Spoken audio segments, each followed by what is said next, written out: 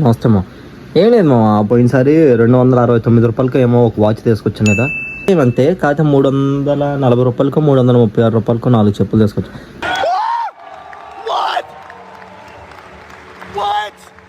4 చెప్పులు అంటే ఉట్టు 4 చెప్పులు కాదు రై, సారీ, అంతేలే.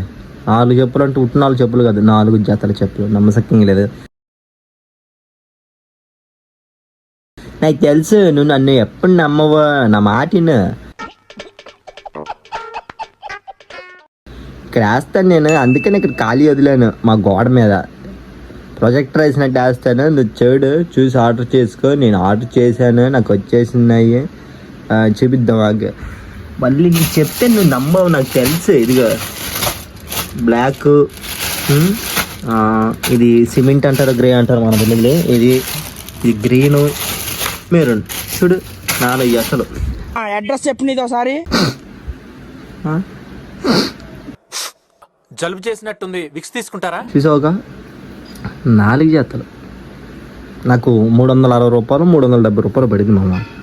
తీసుకో, ఓకేనా? నేను అంతేలే తీసుకొని ఫుల్ చెప్తా, ఎంజాయ్ పండుగ. 336 రూపాయలు నేను తీసుకోవాలి 4 జతలు. చెప్తా. 1, నీ గర్ల్ ఫ్రెండ్తో బయటికి వెళ్ళేటప్పుడు వేసుకెళ్ళి. మరెందుకురా నీకు?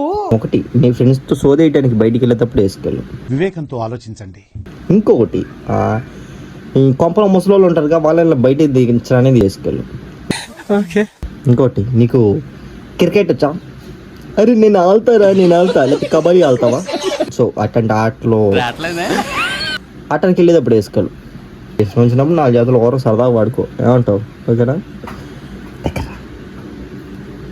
Piece out bye. Thank you ఏం చెప్పగలను ఇంతకన్నా.